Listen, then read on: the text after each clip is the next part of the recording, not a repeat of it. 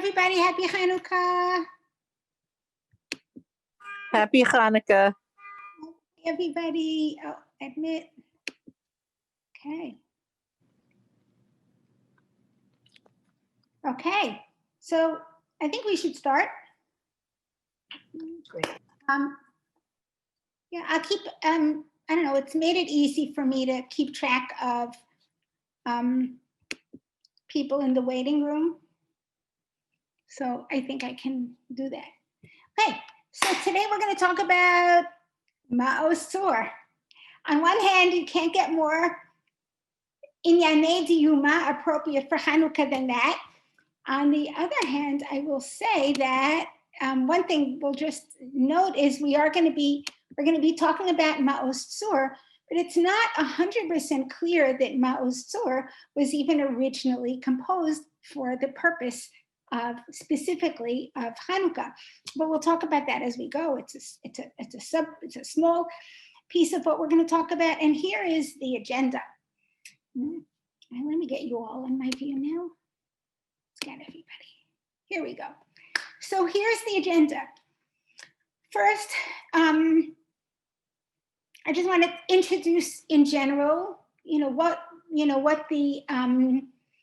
what it means, in my opinion, to be thinking about Moaz Tsur and Hanukkah, and we're going to talk a little bit about our relationship as Jews to history. Then I want to go through the stanzas. I want to go, read Moaz Tsur with you, and certainly I want to time myself so that I leave time at the end for a fairly new, modern, new stanza that was created by two scholars in Israel, in Efrat, actually, a number of years ago, and we'll look at what that adds. And then I want to also conclude with sort of, with this questions about what is, how do we think about history? How do we experience history as Jews? And I think Moaz Tsur is a great example of that. So just as quick introduction, Moaz Tsur is, we can call it a piyut, which means it's a liturgical poem. It's a poem that was written for religious reasons, liturgy to be incorporated into prayer. And indeed it's part of, it has become part of Sidurim. Almost every Sidur, Sephardic and Ashkenaz, includes Moaz Tsur as part of its Hanukkah ritual. It's late, right? It's really the original, but it's not, there's no halacha or no, it's kind of a late suggestion as part of the Hanukkah ritual. The Gemara talks about saying Mizmor Shir Chanukah Tabayit LeDavid Arom Mimcha Hashem Ki Dilitani. From that, the earliest, more foundational reading that we have for when we say the Megillah, and that's also universal. Most of us say that piyut Mizmor Shir Chanukah Tabayit LeDavid when we light our menorahs. The Moaz Tsur was probably written in the late 12th, early 13th century, probably by a paitan, a religious poet in Ashkenaz, in Europe, although we know remarkably, and I think that the piyutim, the religious poetry, even of Europe, right, of Ashkenaz, we're not thinking about Eastern Europe yet, but like Germany and France, was influenced by Spanish, Sephardic piyut as well, religious poetry as well. And and I don't think we know exactly how it spread, but we know that it became very, very widespread. So if it's in the late 12th century, early 13th century, just position it in history, what's happening to Jews in Germany, France, and what we call Ashkenazim around that period. Whoops. It's not an easy time. It's like we're moving out of the Crusades within, into some very difficult times in Ashkenaz in Christian Europe. I mean, on one hand, Jews are becoming very settled. There's like very exciting religious scholarship, Talmudic scholarship, halachic scholarship thriving in Ashkenaz at the time, but it's a precarious existence for Jews. There are periods of great prosperity and success and stability, and then devastating periods of horrific anti-Semitism and violence. So that's the context in which it was created, and that will be important as we go on. Now, just the structure, and I know this is, in a sense, you know this, but I want to clarify. We're going to talk about 6 stanzas, right? The 6th one, how many of you have the 6th one in your Sidurim? Just hands if you want to. Some of you may, some of you may not have the 6th. The 6th stanza is Chasof Zroa Kodshecha. So for a long time, most Sidurim only had 5 stanzas. The 6th stanza, which we're going to talk about, was likely self-censored out of Sidurim for a while. Someone else here. But basically, if you structurally, once the 6th stanza is reintroduced to the piyut, the 1st and the 6th stanza are both written. They're not written in past tense. The 4 in the middle are all written in past tense, and the 4 in the middle very explicitly, almost explicitly, but clearly refer to moments in Jewish history, events in Jewish history. The 1st and the last, less explicitly, but there is some reference. And more importantly, the 1st and the last feel a little bit more what we might call meta-historical, above history, and they're more almost like a yearning for a future. So really, and we're, this is probably familiar to you. So we have the 4 clear historical events in the middle are, first of all, Yetziat Mitzrayim, 3rd stanza, the Babylonian destruction, the 4th, Karot Komat Rosh Bikesh, Agagi, the story of Purim and Jews in the Persian Empire, and the 5th, Yevanim Niflitzu Alai, the story of Hanukkah. So basically, it's a piyut about Jewish history. It's a recap of Jewish history. This poet is recapping Jewish history.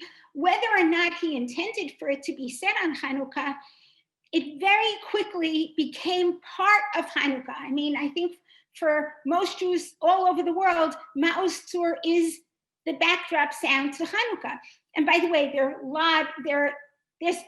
I feel like there's this one very standard melody, but there have been a lot of other melodies too. The standard melody we use is very European, maybe even related to church music. I'm not clear on that, but that seems also to be pretty universally used. I think there are Hasidic communities who have new melodies, and of course, the 20th century has, stimulated lots of creativity in Jewish music. So there are lots of new melodies and new arrangements, but basically that is the soundtrack to Hanukkah for Jews all over the world. So the question I want to talk about is, why is a recap of history important for Hanukkah?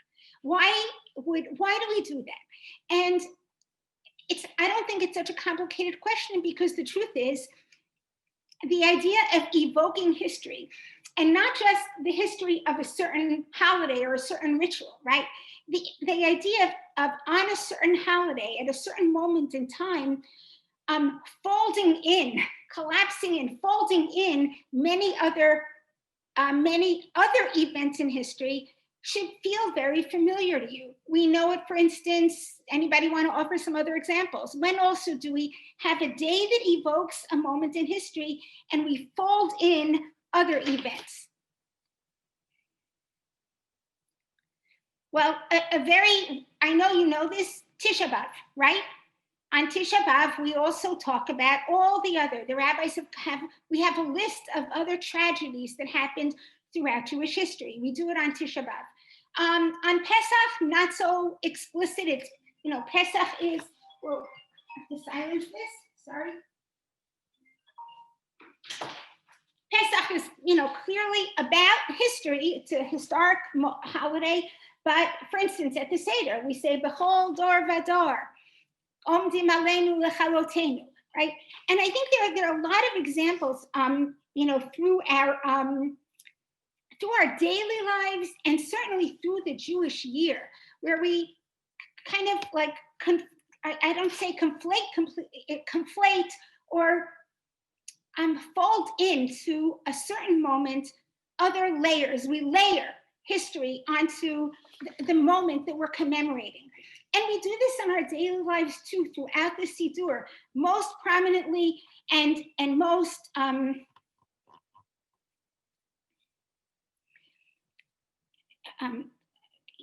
fundamentally, Yetziat Mitzrayim is folded into our daily prayers over and over again.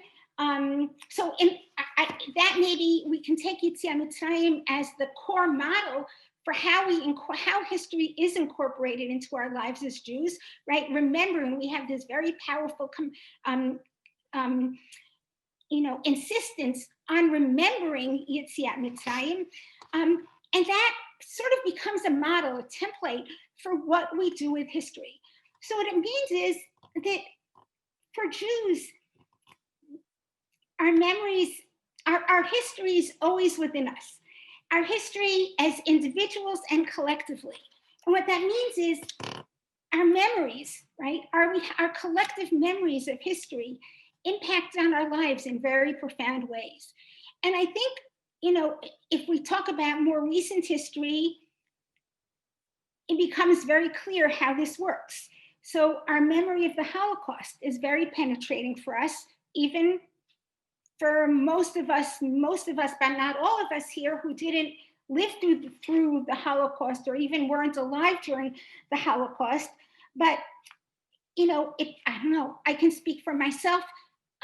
My experience of the Holocaust, which is a memory, and I'm part of a collective memory of the Holocaust, is, means that there's sort of an anxiety, in me when I, it's triggered, it's not so hard to trigger that Holocaust anxiety for me, even though I wasn't even alive during the Holocaust. It also has an impact on our communal policies, right? When we make decisions, community-wide, when we think about the world, we think about it with a very powerful Holocaust awareness, certainly, when it comes to Israel, but even when we think about anti-Semitism in the United States, right? Let's hold off. Let's talk a little bit more about this later. How memory, more contemporary memories. If I think about, I found myself thinking in this context a lot about, memories of the founding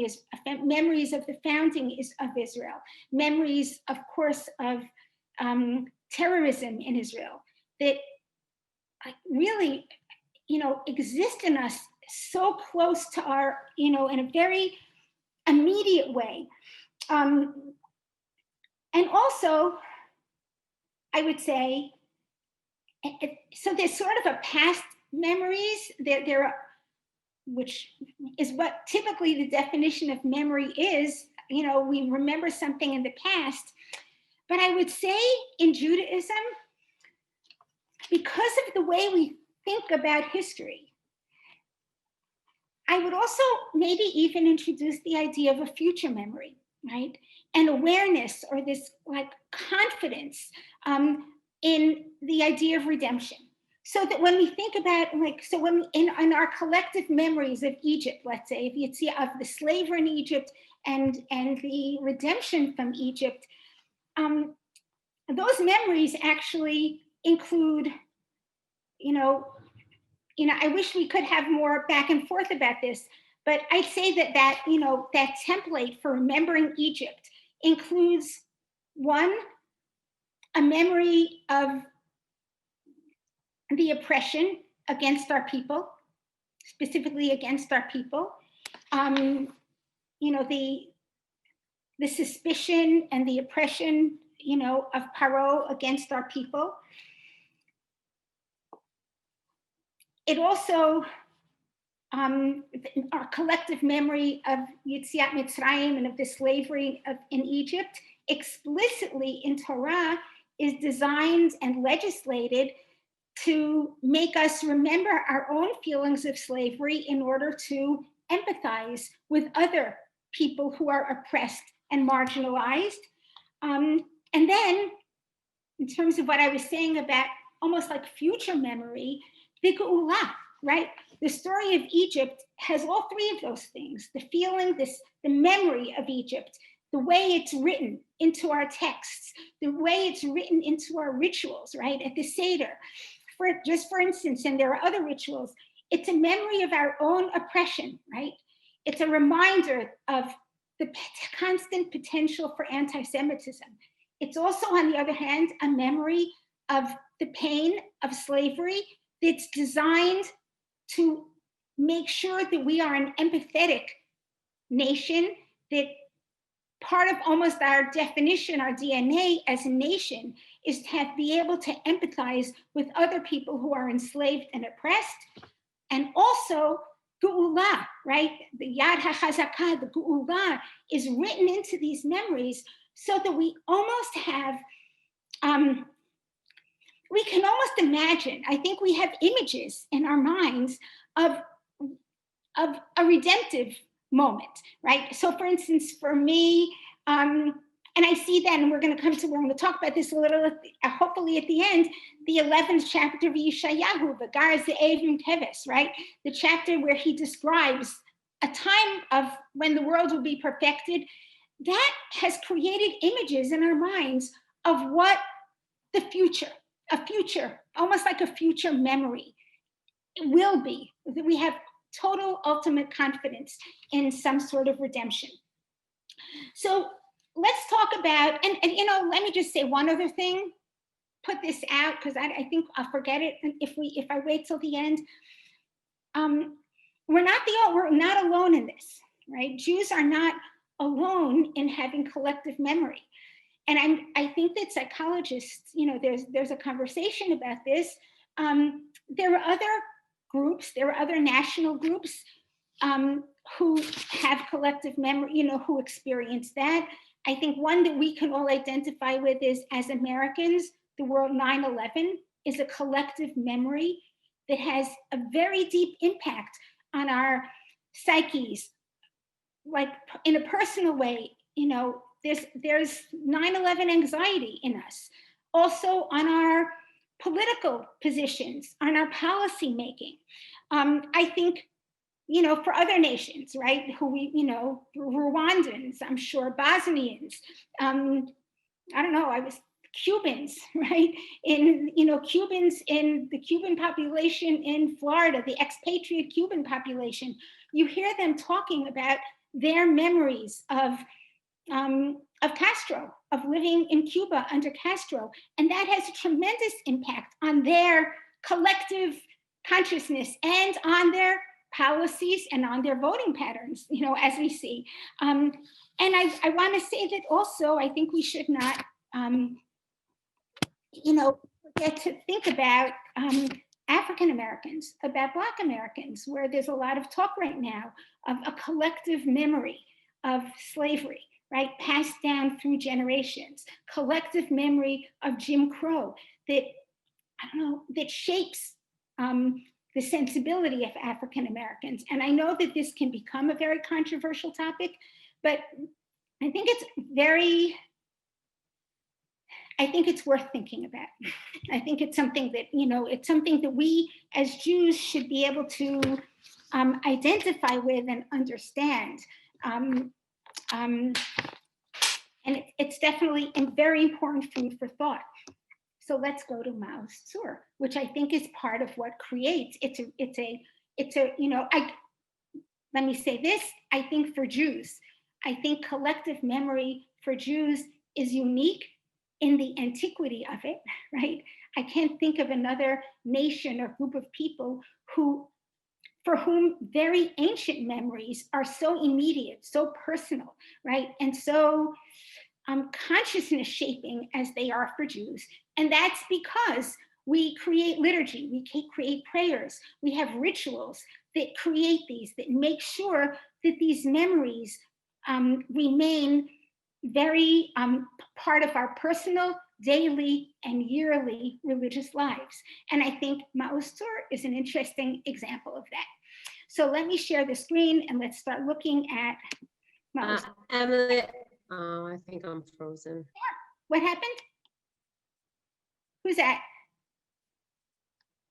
You can chat if you're having an issue. If you want to chat, let me know, and definitely chime in. You know, it might take me a minute to get the shared screen up. I practiced before, so I'm assuming it's going to work. Okay, so we're going to look at 3 texts. Uh-oh. Yes. No, before that, yeah. We're going to look at Moaz Tsur. Wait, Lauren, do you see my screen? What do you see? Do you see my drive? You see your files. Okay, you see my right here, you can see is the new stanza of Moaz Tsur. We'll look at that at the end. Let's just go through. Do you have my Sefaria sheet now? Yes. Yes. Okay, bravo, we got it. So this is Moaz Tsur. Just to show you, I didn't include too many of those. At the bottom, I included a few references because Moaz Tsur is, I said, what we call a piyut. And piyut is just incredibly brilliant, beautiful poetry. But because as all poetry includes allusions, but religious poetry includes allusions all over religious literature. And Moaz Tsur, I think primarily biblical allusions to places in phrases in Tanakh, but also some to the Talmud, and I might be able to show you that soon. And what's really amazing for that, if you think about an allusion means, let's use one, let's just take a look at one quickly. It involves, well, we'll go, here's such an easy one. Chel paro, we're gonna go back for a minute, but chel paro v'chol zar'o yardu ke'even bimtsula, right? We know immediately, but that's really an explicit reference to Yam Suf, but yardu ke'even bimtsula is a quote from Shirat Hayam. That's what I mean by an allusion, a reference. But it's also, that becomes, think about it, a little code. But a code requires a shared culture. There's an assumption when a poet in medieval Europe, think about how powerful this is. When a poet in 12th century Europe, in 12th century Germany or France, includes allusions, references that are obvious to people in 21st century, any place they are in the world, to any Jew living any other time in Jewish history, that's so very powerful, right? That when we hear, even a child, I think, hears Yardu Ke'even bin Tsula, it immediately evokes images of Yam Suf. Okay. So Moaz Tsur is full of them, and I'm hoping that that by sharing some of them with you, I'll, you'll have a deeper appreciation of it, of the poetry and the meaning of it. So as I said before, the first one is really, we associate it with Hanukkah by now, but it's not necessarily about Hanukkah. Moaz Tsur Yeshuati, I'm not going to be able to mention, I'm looking at the time. Moaz Tsur Yeshuati Lecha Na'el L'Shabeach. Moaz Tsur is, and there's a reference in Tehillim,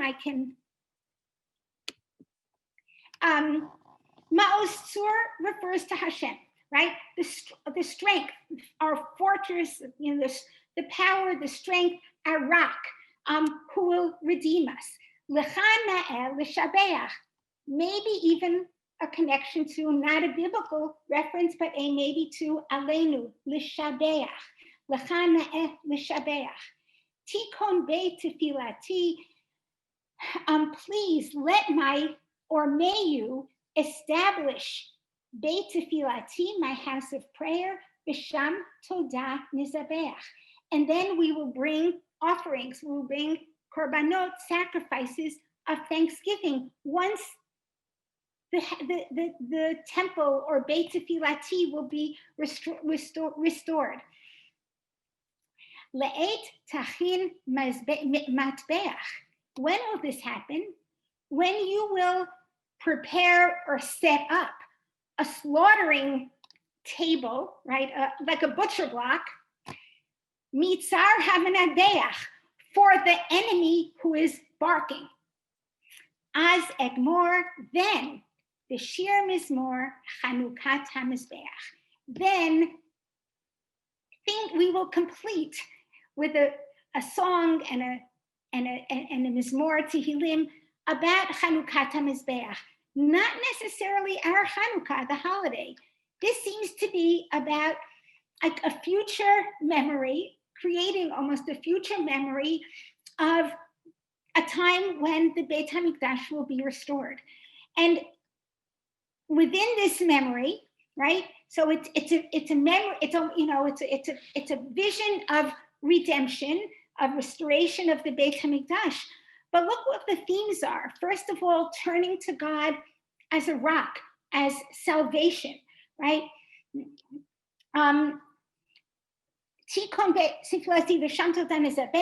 Hoping for that. But there's violence in this paragraph. When will that happen? There's an acknowledgement that in order for redemption to come, there will be some very explicit violence, right? There's an enemy that will have to be slaughtered, an enemy who barks, a despicable enemy that will have to be slaughtered in order for redemption to be complete. So you can imagine, and by the way, that establishes a theme, a kind of a pattern, a template for all the verses. All the verses talk about a moment of oppression, pain, and suffering for the Jewish people, and then a miraculous, powerful redemption by God. From a poetic point of view, I just want to point out, like the rhyming is so interesting. I don't think I even appreciate it completely, but you'll see in all the verses, the last word in each line is rhymed. Lishabeach, mizabeach, hamanabeach, hamizbeach, right? They all rhyme. Hebrew works so beautifully this way. And if you think about if you just look at the words, if I had highlighted them, highlighting words in color when we're looking at a text is almost the equivalent of when we sing a song or read a poem. The last words are automatically highlighted, right? So lishabeach, we will praise God. Nizabeach, we will offer korbanot. But the barking enemy, but eventually the restoration of the mizbeach. But he introduces, and he does this, not in every verse, but in most verses, he also introduces some kind of like internal, almost secondary rhyming that I think attracts, that is designed to attract our attention to certain phrases. And here it's le'etachin matbeach. But don't forget, redemption has to involve the slaughtering of an enemy who maybe is barking at our heels. And for someone living soon after the period of the Crusades, it's easy to imagine that this is his vision of Geula. Hi, Jeannie. Okay, next, and shoot questions at me here and there. I want to keep a pace. Ra'ot sava nafshi b'yakon kochi kava. My soul was filled with evils, with ills maybe, or with evils, right? Biagon kochi kila. My strength was spent, was finished with sorrow. Chayai mararu bekoshi b'shibud malchut eglah. My life was embittered with the difficulty, with the pain of the oppression or the subjugation, the slavery by Malchut Eglah. We'll talk about that in a minute. It's obviously Egypt, but I'll show you how. Uviado hagadolah hotzi et hasugula. But here is the redemption. With his Yad Hagadolah, he took out, God redeemed, took out his sugula, his precious one, right?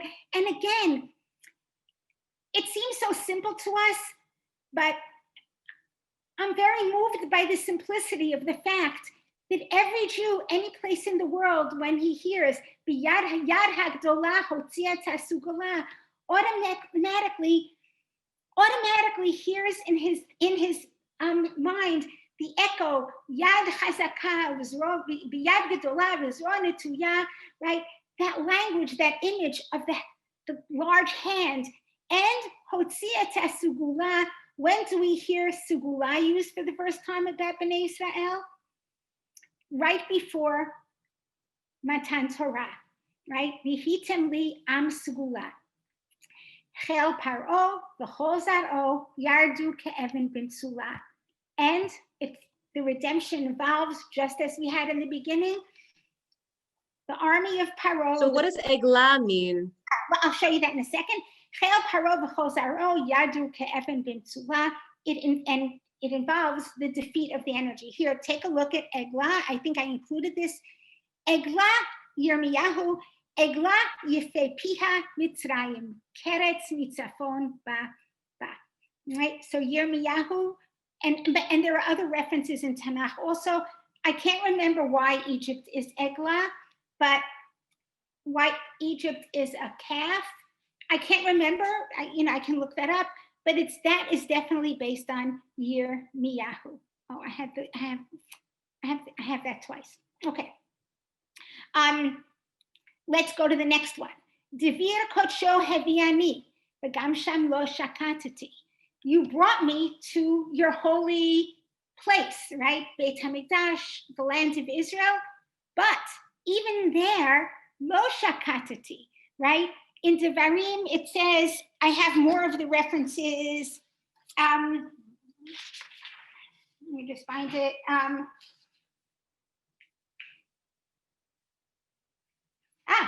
In Shoftim, but there's also a reference in Devarim. Now, there's a better one. Let me get you the Devarim. In Shoftim, it says over and over again, the Shakta Haaretz, Arba'im Shana, or I'm not finding the right reference. The land was not quiet. Uva noges v'higlani, kizarim avadati. So even in Israel, even with the Beit HaMikdash, I couldn't be calm. I found no peace. By the way, I just want to say something about translations. There are ridiculous translations of Moaz Tsur. Basically, most of the time, if you see an English translation of Moaz Tsur, it's totally not a translation. It's just, you have to call it a new version. Right, Emily, I see Kodsho is translated as oracle. I think this is why. I think oracle, and yes, even this one, I don't think this is, I would say this is a good attempt at a translation, and I tried to gather some more, but I think oracle is, I think they translated Devir as oracle, milashon davar, to lidaber, an oracle speaks, right, the future. It's a holy, but Devir, I think it has another meaning as well, and it definitely, Beit HaMikdash is called Devir, but I don't know, but I think that's why they used oracle, and I don't know, it's not a good translation, all right, but at least it's a legitimate attempt. Uvano geis v'higlani. So when you hear about Nogsim, who do you usually think of? Where is Nogsim in Jewish history? In Egypt, right? In Egypt, but Nogsim are also, Bavel is referred to in the Nevi'im as Noges. I'm just, there are so many more references, by the way. I mean, I can't show you all of them in this case, but throughout there are references. I'm just trying to, I want to show you the ones that echo for you.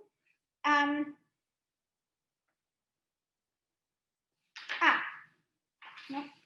Okay, I'm not finding all of them and I don't want to spend time now. Maybe I can try to come back to some of them. And here, by the way, also, Moaz Tsur is the tragic moments for Israel in Jewish history come for a lot of different reasons. So in Egypt, this is, you know, there's an empire, there's a kingdom that is oppressing us, right? And they deserve to be destroyed. In Bavel, when it comes in this third verse, talking about Galut Bavel, Kizarim Avarati. The poet says clearly, we brought upon ourselves, I brought this upon myself. We worshiped strange gods. Uvanoges v'higani, the oppressor came and exiled me because we worshiped other gods, strange gods. V'yein ra'al masachti kim'at she'avarti, and we poured I don't know how the libation, wine of, you know, strange lands, of strange religions, and we almost perished. We almost were totally obliterated, but Kate's redemption again, Kate's Bavel.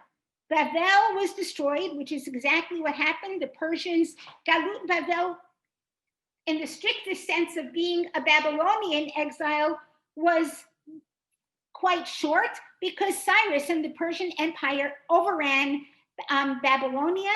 Bavel was destroyed, there was an end put to Bavel, Zerubbabel, and then Zerubbabel, the leader of the earliest return to Zion, Shivat Zion, of the Jews returning from Persia, Lekate Shiv'im Noshati. By the end of 70 years, this was a short exile, I was saved, I was redeemed.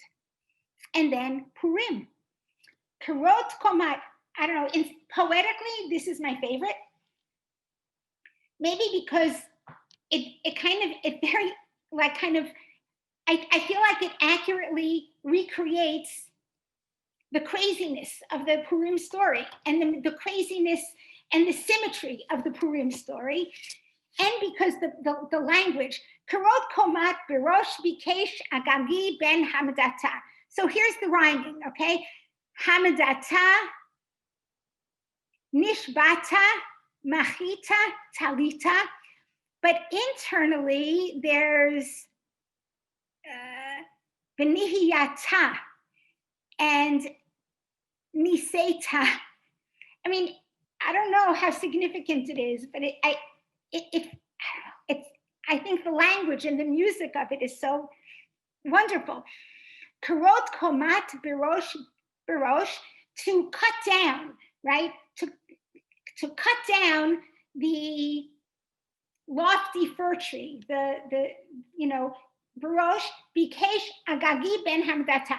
Agagi, the son of Hamdata, meaning who is Agagi Ben Hamdata? You all know, it's Haman. Why is he Agagi? Because he's descended from Agag Melech Amalek, right? Hamdata is a Persian word, right? And it's a Persian name. So Karot Komat Birosh Bikesh. It's so interesting. Sefaria, in this version in Sefaria, it refers us to the Gemara in Megillah, in which Mordechai and Binyamin, I think Shevet Binyamin, is compared to a fir tree, or Eitz Barosh. I don't know if it's exactly a fir tree, but it's. Some say it's cypress. Cypress. That's yeah. I don't know if it's fir tree. That's I'm not so comfortable with. So Agagi ben Hamidata attempted to cut down the komat, I don't want to say the lofty. I don't know. To cut down Mordechai and the house of Binyamin, the Jewish people in Persia. But it became for him, or it was to become for him, a snare, a trap that he fell into. And what happened instead? Ga'avato, his own pride, was brought to an end, was cut down. So he was going to cut down Mordechai, and of course, his plan became a trap for himself, and his own arrogance was cut down. There are only 9 times that the word nihiyata appears in Tanakh, and in each time it announces a catastrophe for someone. The nihiyata, something became for somebody, and destruction.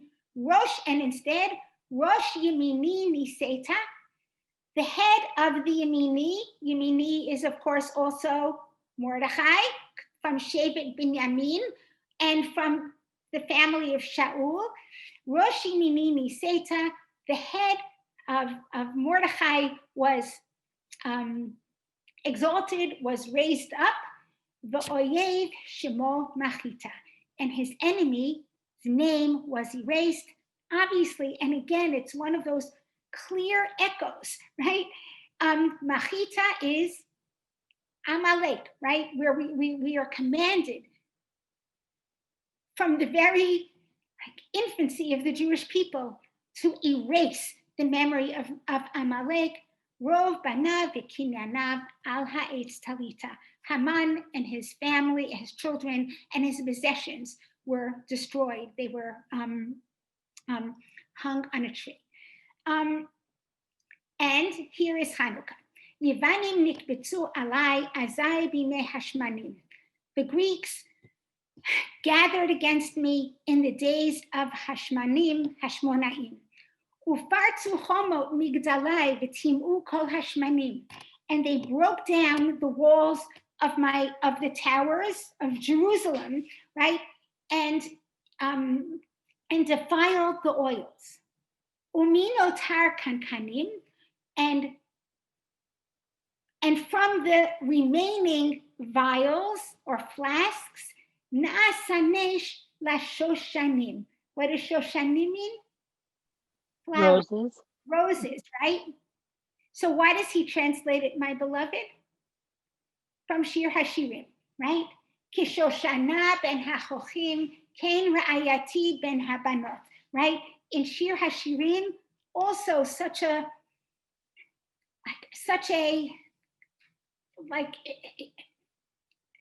deeply familiar text. Na'asanes la shoshanim, a miracle was made for God's beloved, meaning the Jewish people.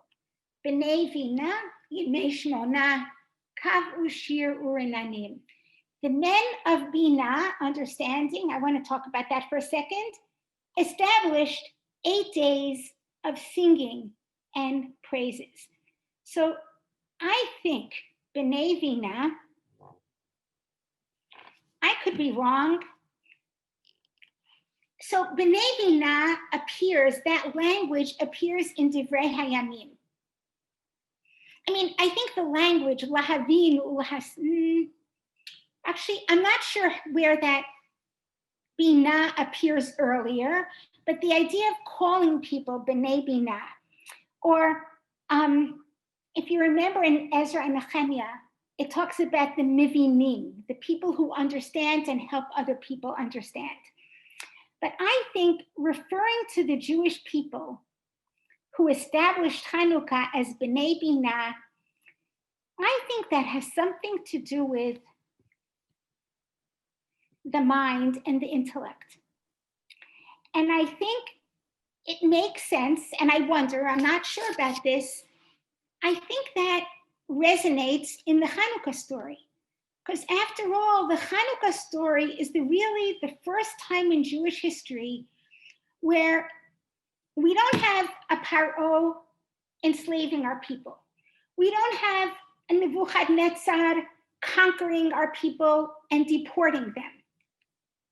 We don't have a Haman who tries also to slaughter all the Jewish people in an anti-Semitism, almost like a racial anti-Semitism. The Hanukkah story is really, in many ways, about a war of intellect, of a war of ideology, a war of different ways of thinking. And maybe the writer calling the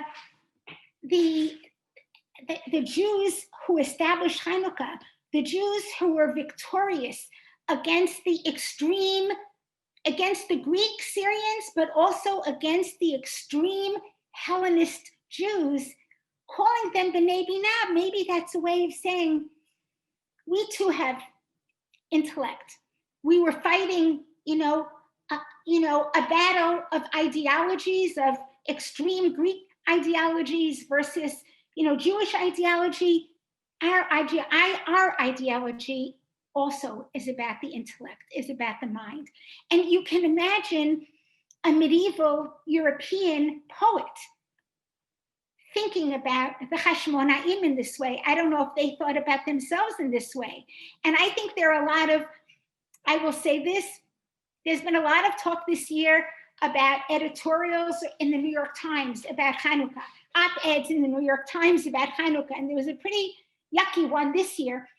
But I remember it had to be 10 years ago because I was teaching Jewish history in Hillel, and David Brooks, of all people, called the Maccabees and the Hashmonaim, I have it, but I can't find it right now, but he called them a bunch of violent freedom, what? Like vigilantes, I think was the word he used, or militant, something. I remember that. I remember that. And I had to really, it was so, for me, I had the best time with that because I was actually teaching the history with my Jewish history class, and I gave it to that op-ed to my kids, and they were able to just really work on it and figure it out what was wrong with it. Anyway, so calling, that's a stereotype. That's one way of stereotyping the Maccabees as vigilantes, as violent freedom fighters.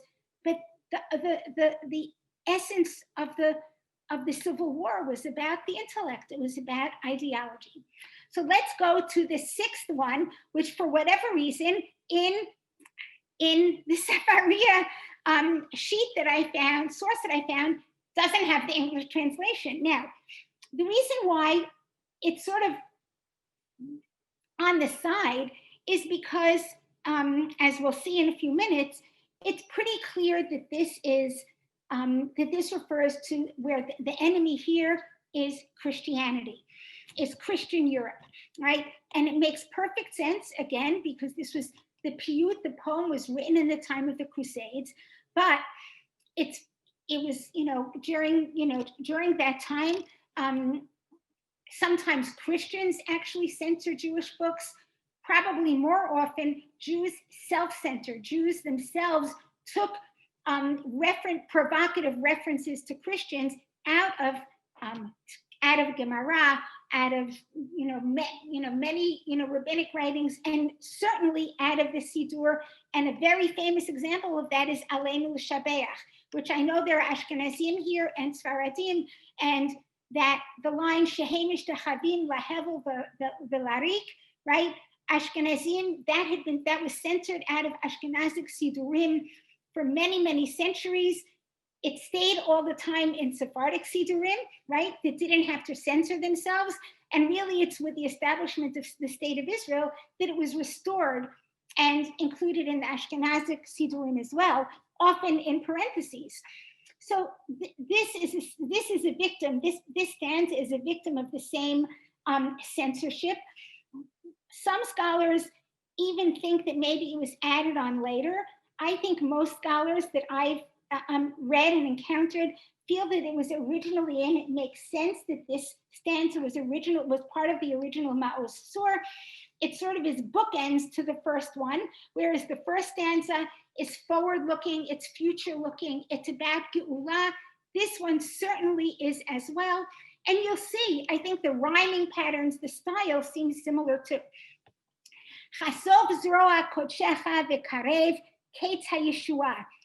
Bear, Chasov, bear your arm. In other words, go to war, hit them with your bare arm. Chasov Zroa Kodshecha, and that is, I don't have it right in front of me. It's a very explicit reference to Yeshayahu. V'karev Ketz HaYeshua, and bring close the end, which will be redemption. Nekom nikmat dam avadecha, and avenge the blood of your servants. Me'uma harisha'a often refers to Christianity in medieval writings. And this notion of Nekom nikmat dam avadecha is a sentiment that was expressed a lot after the Crusades. Avenge the blood of your servants. Ki archa lanu hasha'a, because the time has become too long. Ve'ein ketz limei hara'ah, there seems to be no end to the days of evil. And here is really what probably got it censored, what led immediately to the censorship.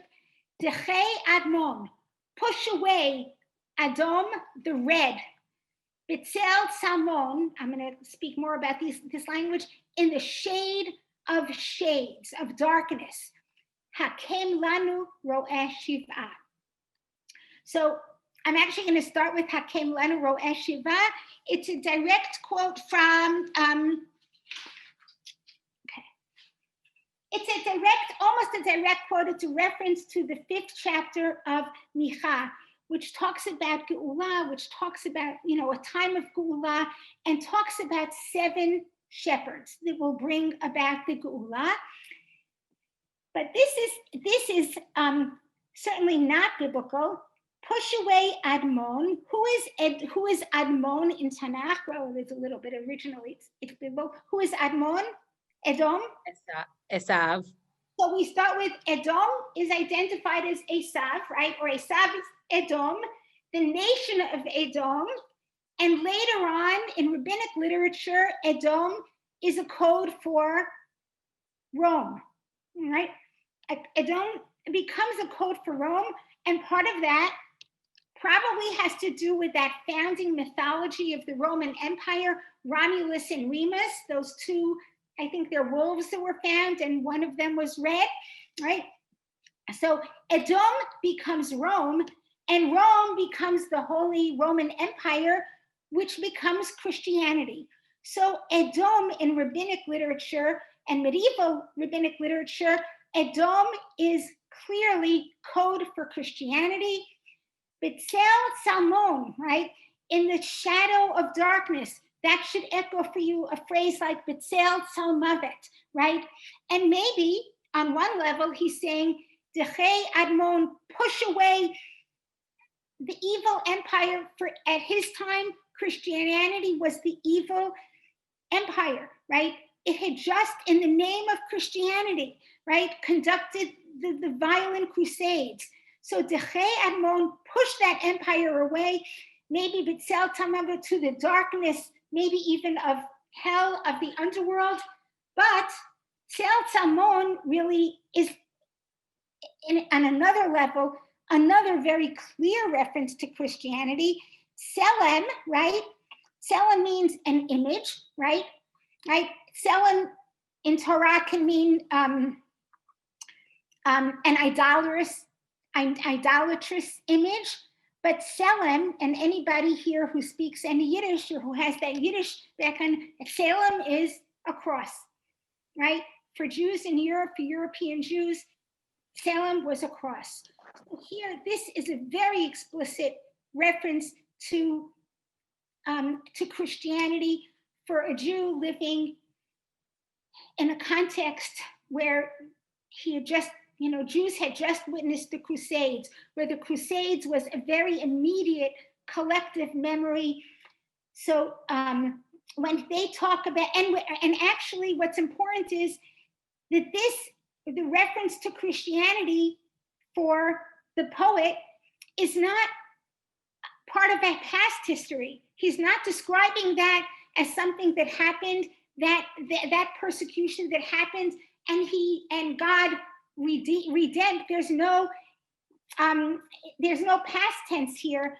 For him, that oppression, that persecution is contemporary, and the verse expresses a yearning for the future, for redemption. Now, I want to go out of this, no, and I want to show, yeah, here I go. Okay, this is,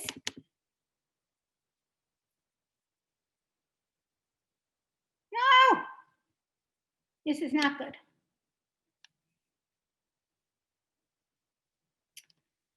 I see what happened. I have a document that I created a PDF. This is very frustrating. I created a PDF, and for some reason, it looks like my Google Docs is trying to, I guess it tried to translate it into a text, into Google text. Does that make sense to you, Lauren? Let's see if this one opens. Okay, this one opens okay. I think I might know why. Okay, Moaz Tsur, the final stanza. I'm going to show you my other version of it. We'll show you in a minute. Okay, this is a stanza composed by Dr. Avi Schmidman and Rabbi Yitzchak Et Shalom, right, in Efrat. Let's just read it together.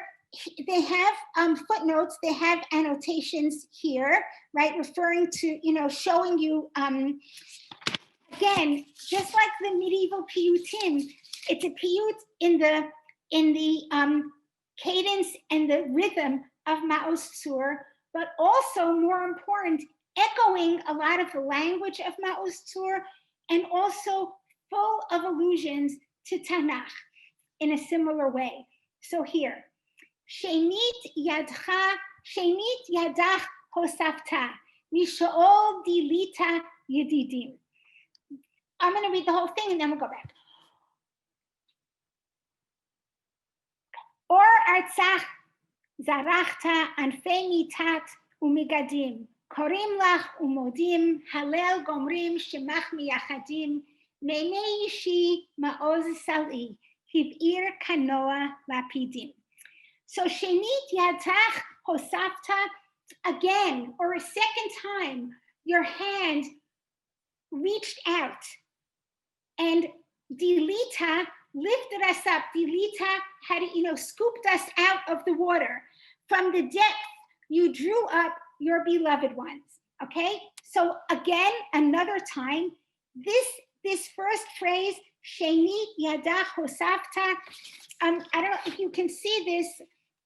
I created this for my students a while ago, where I actually show the Pisukim, that, I draw lines to them. Shenit Yadach Hosafta comes directly from Yeshayahu, from Perek Yud Aleph of Yeshayahu, which has become, by the way, well, here's the language, Yosif Hashem Shenit Yado Likanot et Sha'ar Amo.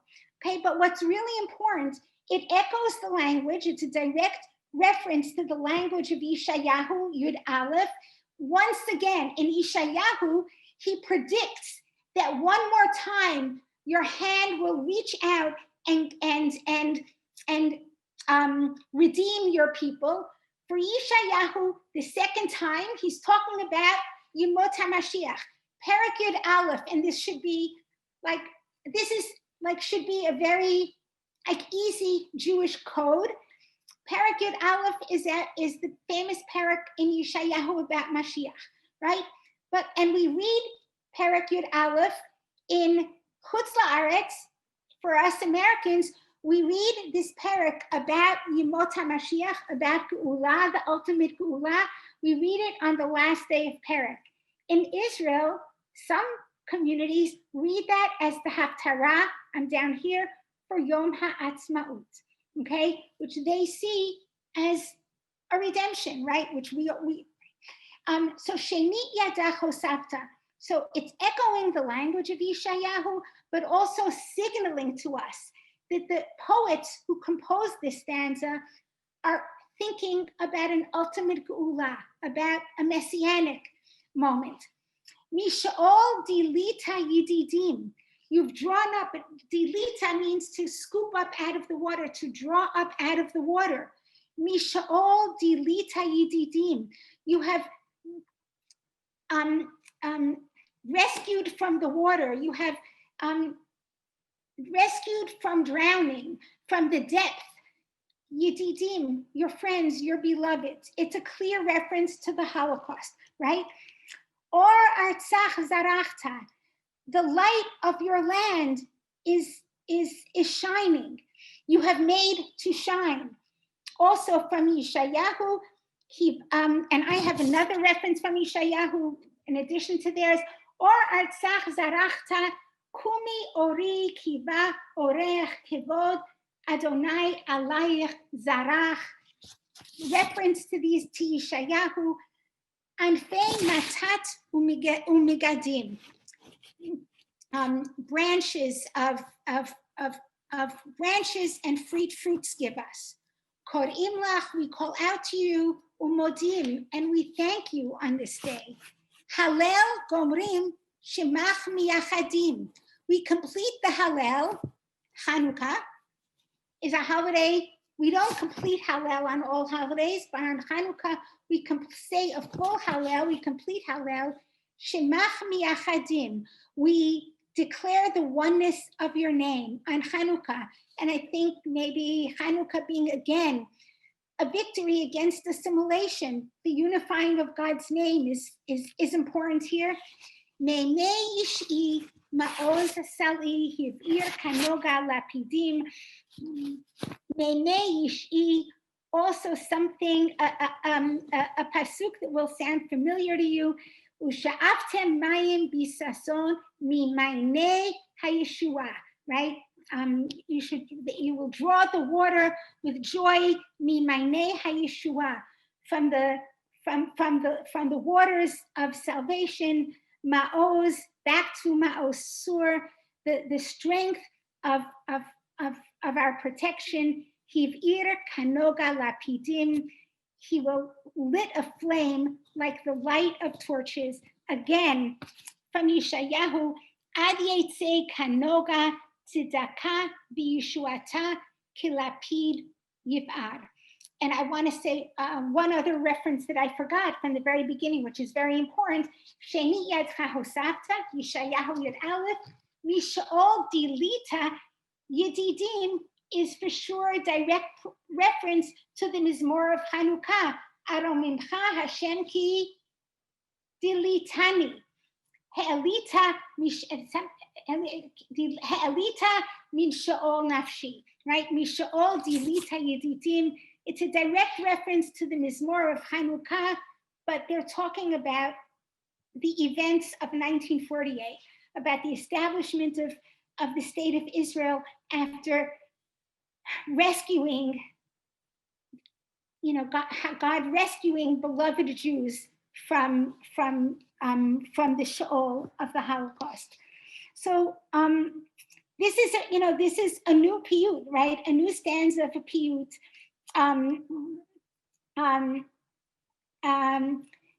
in honor of the miracle of the state of Israel, and it falls directly into the tradition and into our very, very Jewish habit of history, our way of, again, folding in, right? The authors have folded in, incorporated, included another stage, another moment in Jewish history, a moment which started with horrific persecution and ends really, and they're able to make it in past tense, and ends in the redemption of establishing the state of Israel. And the references, I think, are beautiful all around. So I don't know. Every year I try to include this. I try to sing it. I'm happy to email it to anybody who wants to include it in their own Moaz Tsur and their own Hanukkah. I'm going to stop sharing for a minute. Okay. So thoughts, questions, what are you thinking? David Brooks's exact words, a bunch of angry, bearded religious guys. That's really so disturbing. I remember, that brings back a very strong memory. That was kind of shocking. So Moaz Tsur, when we sing Moaz Tsur, we call those bearded, angry guys, B'nai Bina, men of wisdom and intellect. I'll never sing Moaz Tsur the same way again. Yeah. Anyway, I think it's like, so again, the takeaway is, I think first and foremost, piyut, this religious poetry is so very beautiful and so deeply meaningful. And I think, the Ashkenazic traditions and the Sephardic traditions, piyut is very, very important to both of us, right? The Pizmonim are piyutim that are still very alive in the Syrian community and Ashkenazic communities. Some of the Zimirot for Shabbat, and certainly in the Tefillot, mostly of Rosh Hashanah and Kippur. I really believe in this. I think it's so important to, annotate them and connect them and to sort of to bring alive the references and the coding that are involved in them, that I think many of us might feel subconsciously, but it's important to highlight them. And as an activity for kids, I think kids actually really enjoy kind of decoding some of the piyuts. And then on another level, just to bring it back to what we said in the beginning, Moaz Tsur is a medieval religious poet. I forgot to mention, I think that we don't know who he is, but it's pretty clear that his name is Mordechai because the verses are each start with, Mordechai, with the first letters of his name. If you're wondering about the last verse, right, which doesn't seem to start with a letter in his name, what the last verse has is Hazoch Zroa Kodshecha. First letters of each of the first letters of the first three words in that stanza are Chazak. And apparently that's a convention. I've seen that that appears in a lot of medieval piyutim. Let me just see the and so I think that's part of what we do with history. And it's part of why history is so important. It's part of why it's so important for us to learn history carefully and thoughtfully. And because essentially to be a Jew is to be a historian. To be a Jew is to have history like infused in our lives all the time. And I think that here, Moaz Tsur is a medieval poet, during the period of the Crusades, expressing that very like Jewish habit of folding into all of our lives and incorporated into our sensibilities. I find it very emotional, this song. I cry every time they sing it. Well, yeah. Well, that's something I'd say also probably songs do that for us because music, we've heard it, but now I think the music creates emotions for us, and poetry does. And maybe part of it is the music that you've heard in the context of candle lighting. It's, very, Right. but The also, holiday. but also the holiday.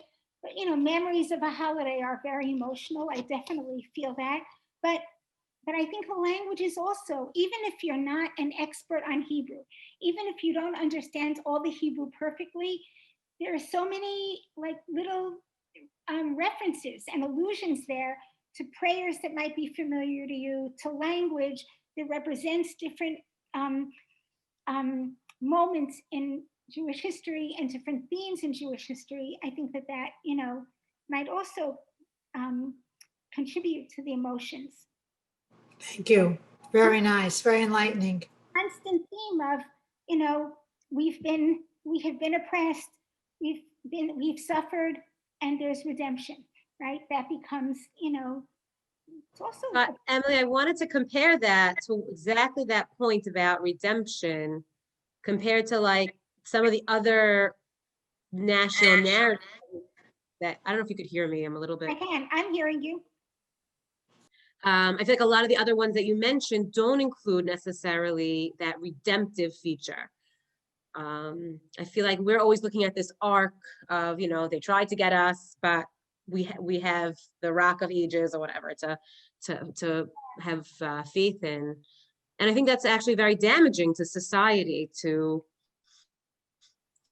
not see that arc and to not have the redemptive feature, even when we're trying to focus on persecutions or, national troubles. If if a nation doesn't have a national sense of hope and pride, it's so damaging. Yes. Absolutely, not playing the victim card. So I think I don't know that much about this, but I know I've read here and there that Rwanda, I think they've attempted to do that in Rwanda. I don't know how successful it was, but I think there was like a sensibility around that of doing it in Rwanda. I don't know enough about. That's very interesting. I would love to look into that. Yeah, they had I read about it every now and then that there was an attempt. And remember, having that redemption narrative as part of our sensibility, it's not easy to have that. We have it, but we know that it doesn't, it doesn't always give us hope. Especially for us. Like, right. So, yeah, I think that's an important question. It's a good question. How did America do that? The United States do that after 9/11, or have we done it? Do we have that vision? I would say that as a country, I do believe that we have that, like a vision of ourselves as, a great country. And we can, I think, I think that vision, and clarity about what was right and what was wrong. But Emily, I feel like we have like two extremes. We have those who see our strengths and have pride and, love the American story. And then we have on the other side, those who want to focus on America's sins and the past and where we're still working. And I love that in this PU, there's a movement from one to the other. The story we're not all great or all bad. It's not tragedy or pathos, it's this wave of movement from one to the other. Right. So we have a way of, yep. This is true. Yes, I think it's a very complicated challenge to do that right. And I think we as the Jewish people, we have the benefit of, it's thousands of years of like an ideology of this, an ideology that recognizes tragedy, recognizes oppression, recognizes anti-Semitism, recognizes even our faults, right? And then has this absolute, crazily confident faith in redemption. It's 4,000 years of working on that, and 4,000 years of leadership. And, I would say in particular, the Nevi'im, prophetic leadership, and the rabbis of the Talmud, right? Modeling that, right? It's a big deal. And having, so, we have those models of that absolute confidence in the notion of survival and redemption. I guess that, that have, kept us going all these years. And, you're right. I don't, how does a group of people create that, or how do they summon that, right? How do they create that history? I think it's a great question. I mean, since I brought up, the Black community in America, I think it's so interesting, because I think that is what a lot of the conversation about racism is about right now for them. And I don't feel adequate. I don't feel I can comment adequately about that, but I think that there are both kinds of voices in that conversation. I think that's like a really important question. I don't think, I can't really, I don't have enough to say.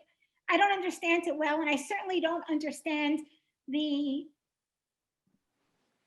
don't have a full picture of, what that conversation feels like, But we have this great motto. Like you said, it's 4,000 years in the making, and we take it for granted. But it's such a great model to look at. Take it for granted. And I think that that's why teaching Nevi'im Achronim is so important, so powerful.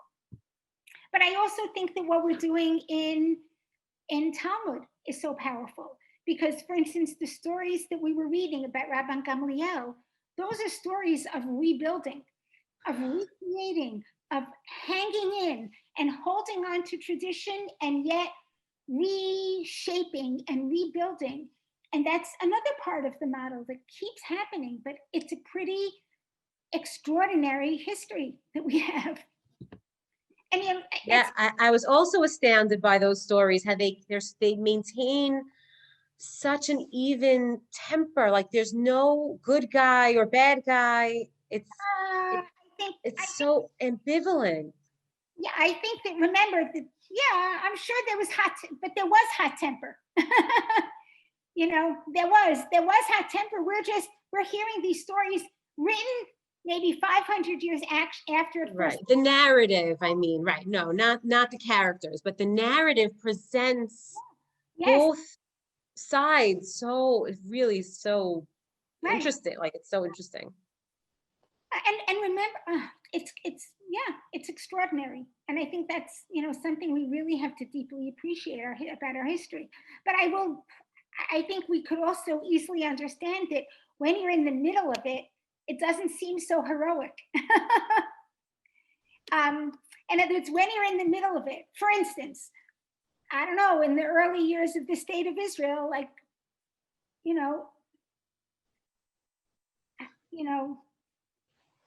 the Geulah didn't seem so easy. Even now, when I just said those words, Misha'ol Dilita Yedidim, I actually said it with some trepidation, because not everybody was rescued. It acknowledges the Holocaust, but it doesn't, which we always do, right? In any moment of, whenever we celebrate redemption, we also celebrate remember rather, the persecution or the oppression that came before it. But so they don't dwell on it. But it was, as I was translating the words to you, I felt a little, like it was a little hard. I had that same thought. I wasn't so comfortable saying we should all do Lita Yedidim. Like, we can sort of say that now, but it's so complicated. And I don't think any of us have made any kind of like internal peace with, Germany. I mean, I don't even know what to do with that. Like, we don't live there. And there are many Jews who do live there. I don't even know what to do with that. With so much of, we're in a period where we're in a moment in our own Jewish history where we're not face to face with the people who murder us. Ironically, the largest Jewish community in Germany are actually Israeli expats. I know that. Like, when you think about that, that's really mind-blowing. Germany, my daughter was in Germany for a year after college teaching Torah to Jewish young women. And Germany at that time was the fastest growing Jewish community in the world. At that time, it was Because they had all the Soviet from exactly the Soviet Union Soviet when Jewish. Ruthie was teaching there. Right, Germany was desperate to get the Soviet Jews because they were an educated, hardworking, effective immigrant group. But yeah, I don't know. I don't know what to do. And think about, listen, yes, think about, the Holocaust in our lives. It's so present. I mean, I'd say, how many times, like every week, I read something like very intense about the Holocaust. Or All you have to do is look at the news today with what happened at North Shore. at where? At North Shore High School Right, with the hacking. right. And it's now, it It's- is. And somebody like me who's Ashkenaz, who, Baruch Hashem, for whatever, really had no direct connection family-wise, personally, to the Holocaust, to the credit of my parents by giving me an education and, with Ramaz, but having friends whose parents, classmates whose parents were survivors, or just in my education and in my neighborhood growing up in Yorkville, and not being able to walk in certain neighborhoods. It is, and it was interesting what you were saying, I related to that, about that collective angst.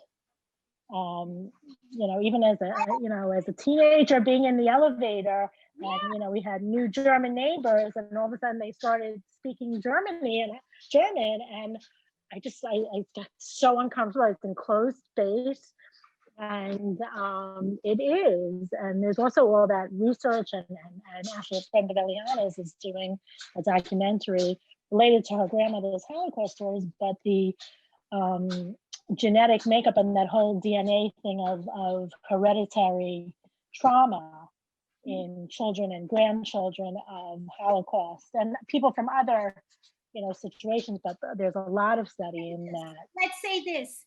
I'm sure I'm not alone in this. I don't know how to say it really, but like when I think of future, I think Jews, we think about, let's say, our future, and I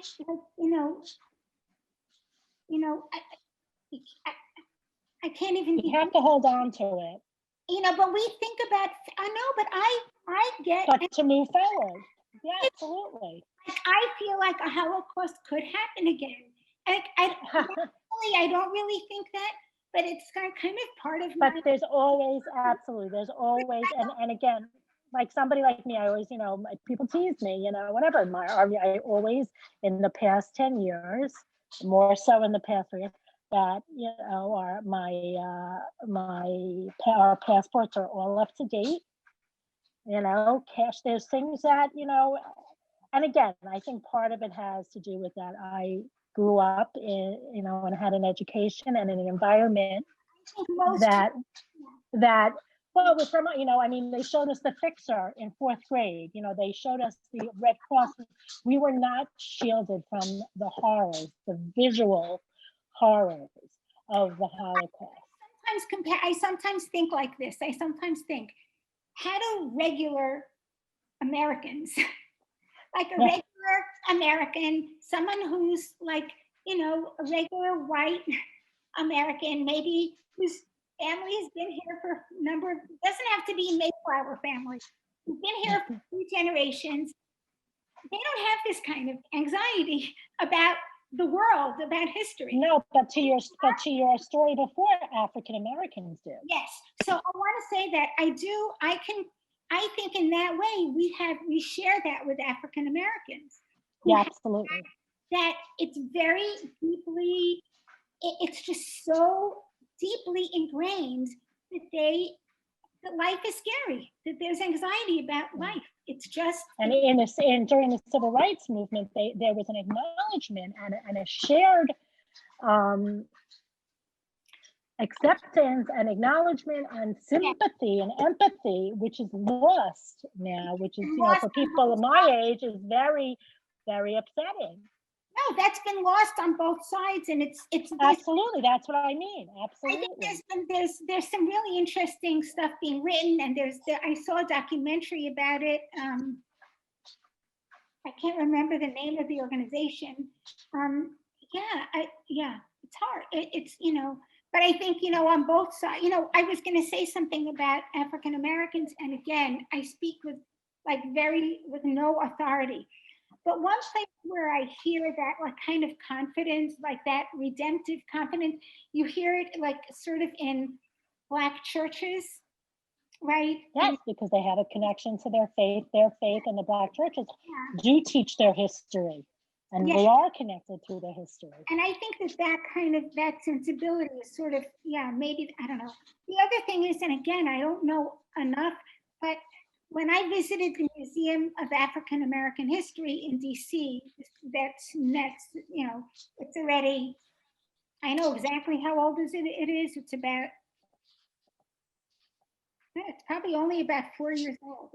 Yeah, okay. It's about 4 years old, because I remember when I went there, yeah, that's an interesting, I think that speaks to some of what we were talking about, but I don't know enough about how. Anyway, thank you all for coming. Yes, you did record this, right? Yes, it's This was recorded. great. Thank It's really, you. really Because great. I know mommy and daddy would love this one. Okay, okay. Take care. Thanks, Emily. Bye. Bye. Thank you, Emily. Chag Sameach. Friday, Chag Sameach. Linda, is it you, Linda Shama, or a different Linda? Now, this is Barbara Heaney. I know Barbara Heaney, but also, Oh. I know Linda, I don't know who Linda is. Anyway, it's so nice to see you all. Thank you for coming. Thank you. Okay. Bye.